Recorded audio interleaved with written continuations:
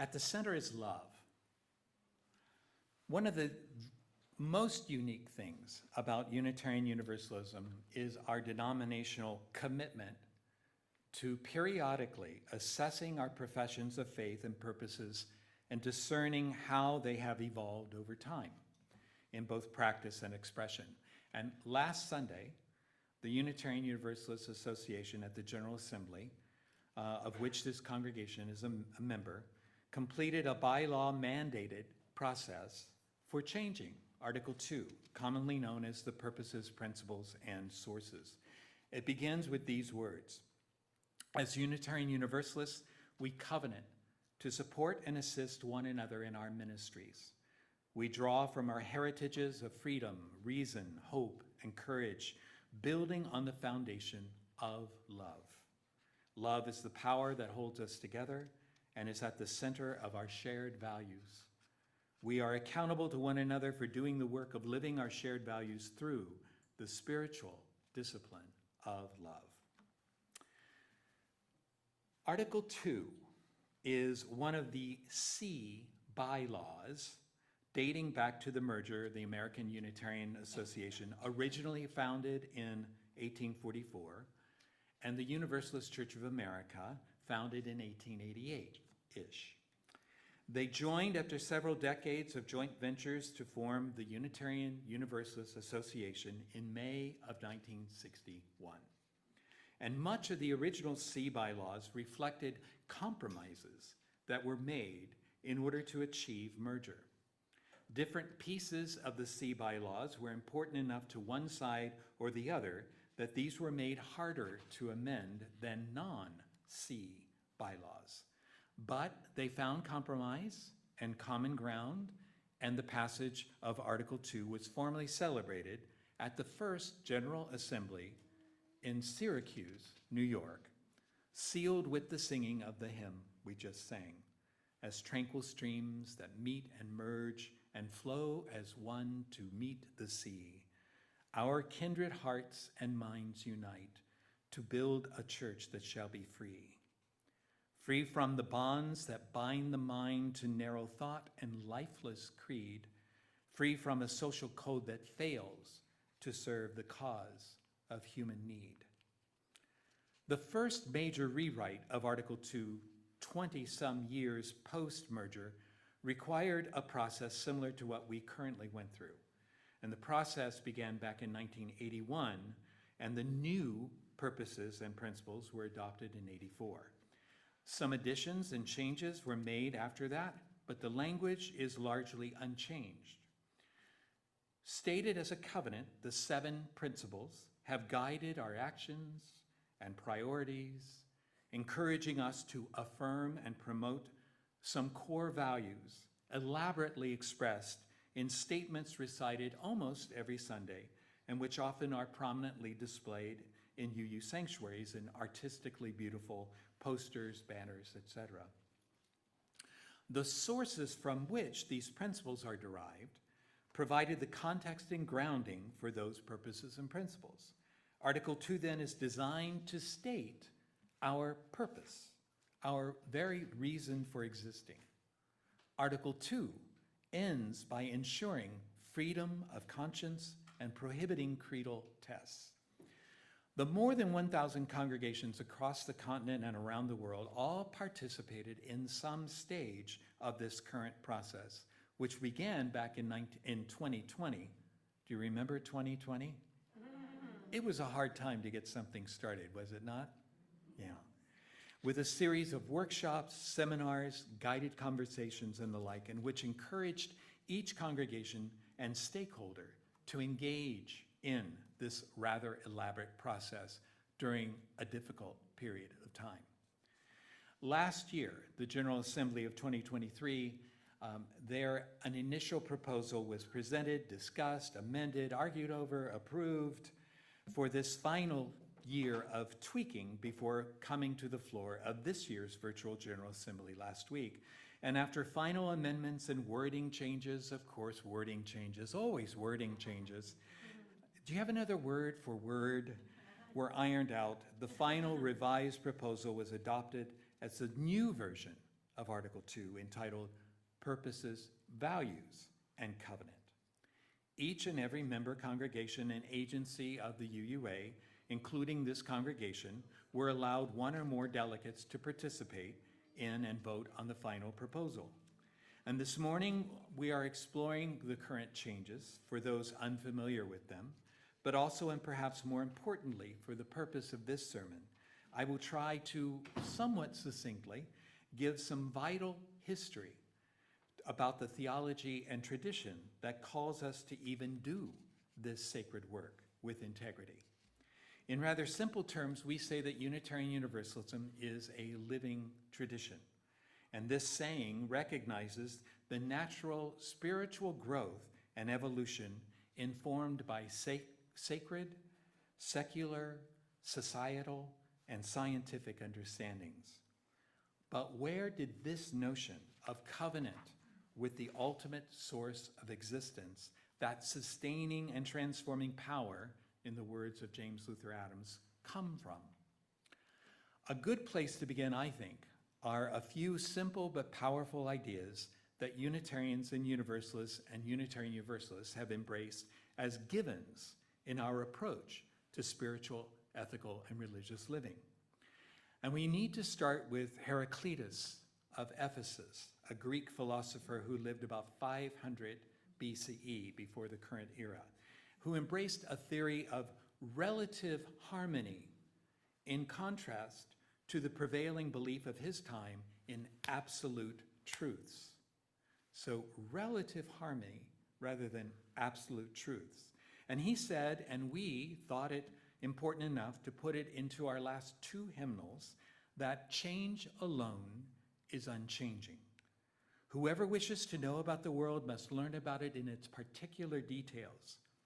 In searching for the truth, be ready for the unexpected, for change alone is unchanging. Say it with me. Change alone is unchanging. The second pithy message from another of our spiritual antecedents, Ralph Waldo Emerson, famously said of people that we wish to be settled, but only to the degree that we are unsettled is there any hope for us. I think we can relate to this desire for safety, for stability, as well as our reticence, our resistance, and our aversion to change. To change even the things that are in our best interest to change, we sometimes avert. Consider just two what I believe to be irrefutable examples, and you can disagree with me if you like. Our continued reliance on fossil fuels and our addiction to red meat.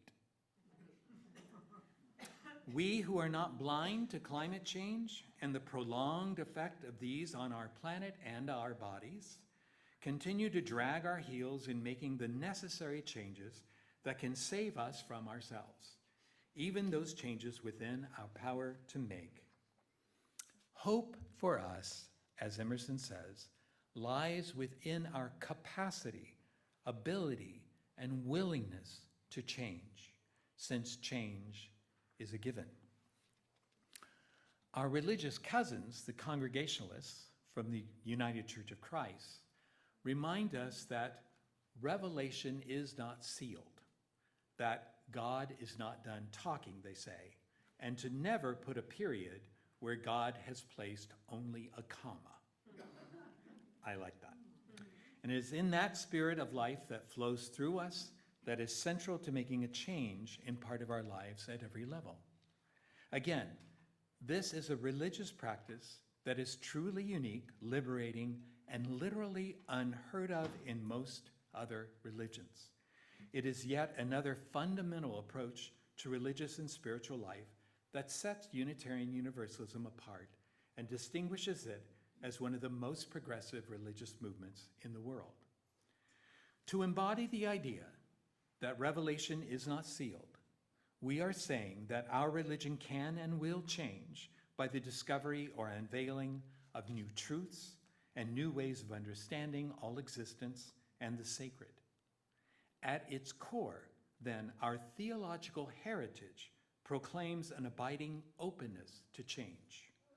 From our early roots in Universalist and Unitarian Christianity, through the blossoming of humanism and the ongoing dialogue with scientific developments, to the reemergence of a sense of spirituality and creative interplay with humanism, process theology, liberation theologies, and religious naturalism, to a religious pluralism that embraces traditions and practices emerging from the organic multi-religiosity of Unitarian Universalists today. Unitarian Universalism has evolved in the context of a changing American and global society and in response to new insights from an ever-widening circle of voices and perspectives. The 7 principles and 6 sources, which we know and love, were adopted in 1984-85. At that time, they offered a substantial, even radical change from what preceded them. How many of y'all were around when they were adopted? All right, be proud, right? I know you get. Okay, so what preceded them? The changes came through years of effort by Unitarian Universalist women, particularly the Unitarian Universalist Women's Federation, to push for gender equality within Unitarian Universalism, support for women in the ministry, and to eliminate sexist language from our bylaws, our hymns, and yes, from the version of the Article 2 passed in 1961 at the time of merger. But the changes didn't just address gender. They made significant language changes that reflected the times.